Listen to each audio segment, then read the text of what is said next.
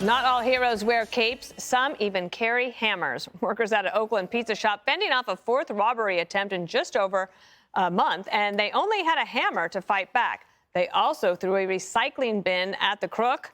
The suspect was later arrested. It's just the latest shocking video to come out of crime-ravaged Oakland, which is getting so bad that Governor Gavin Newsom is being forced to take action. He will be deploying 120 more California Highway Patrol officers in Oakland to have it. It's an effort to crack down on crime. It only took some major businesses to flee, like that In-N-Out burger shutting down, as well as big companies like Blue Shield and Clorox, warning employees to hire security or take other actions to keep workers safe.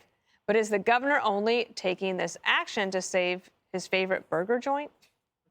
So I come into your state. Yes, sir. First thing I love to do, I go straight to In-N-Out Burger. That is one of the greatest things of your state. Legit. You're right about In-N-Out Burger, and that's a great way to end.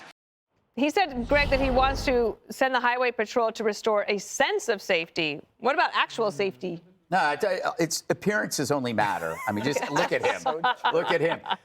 Somebody here on this table called this first. That to get any action done, you may have to get the politician to feel the pain of their own policies intimately, and he got it right in the gut. Because I predicted In-N-Out was going to be the catalyst because it's his family's favorite restaurant. And when In-N-Out closed, that was a direct shot at him because you could BS the public, but you can't BS your kids who are now wishing he had gotten recalled because they could have their burger. The intensity of pain that a public endures is based on the time that it takes the Democrats to start acting like Republicans. And so the goal for us is to speed that up, get the party of ruin to come to their senses, because the Democratic Party, for some reason lately, is addicted to chaos. And we have to keep doing these interventions, right? And like an addict, the left has to hit rock bottom. The problem is they're taking everybody with them. Well, I'm happy for there to be more highway patrol, but Judge, if they don't change the prosecution record, then, he could get behind that repeal effort that I've mentioned to repeal Prop 47. It has 300,000 signatures. Yep. The governor could put some fire into that instead of just having to hire the officers. Yes, he could do that. But I just want to go back to the beginning of this. With Gavin Newsom, it's always about him. You remember, was it last week or the week before with Target? And he wanted the manager called immediately when she said this is all Gavin Newsom's fault, describing all the theft that was going on. And now he sends 120 California Highway Patrol. And at first I thought that was strange. Then I found out with a little research that the state police apparently have merged with Highway Patrol in California, which is, why they're involved in this. But as violent crime is going down in some areas, not down significantly, I mean, Oakland is through the roof. And you've got it to the point where it's a third world country where companies are telling people, don't go out to get lunch, don't eat lunch. Clorox and Kaiser Permanente are saying, when you get here, we'll call security, we'll walk out with you. This is the United States of America, and this guy thinks he should be a candidate for president? I mean, this is absurd, and that they don't take the appropriate action, Donna, that you talk about, Dana, with respect to law enforcement and bail and police making arrests, then they're gonna live with this. This is his signature state, and they defunded police in 2021. They also made a decision to get rid of all of these violence prevention programs where kids had opportunities to get involved in after-school programs, not get involved in gangs. That's all at his feet. And Tulsi, I always feel, I know all of us do, but I immediately think about the worker who's getting an hourly wage, and they are not protected, and they're trying to protect themselves with a hammer. Yeah, exactly. And they know firsthand that people like Gavin Newsom and Joe Biden and his administration, they don't actually care about the pain and the struggles and hardship that people in these communities are going through, just trying to survive and get to work and home safely at the end of the day. So the realization is not like, oh my gosh, crime is actually really bad, let's do something about it.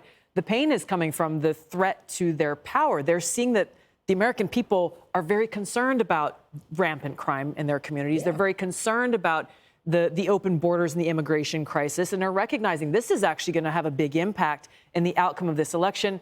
It's an election year. Gavin Newsom, Joe Biden, all these other people in cities that have not cared about this stuff until now are realizing, okay, well, this is going to drive voters. Let's pretend like we care, start doing something about it and hope that the American people are stupid enough to fall for it. They think very little of us. We're not stupid, and we're paying attention. I mean, so somebody like a company like In-N-Out Burger can really get headlines, right? But what about small businesses? Like, I don't ever hear the administration or Gavin Newsom. They don't talk about small businesses very often. Yeah, they should. If I was advising them, I would talk small business a lot, but I'm not because I have a real job.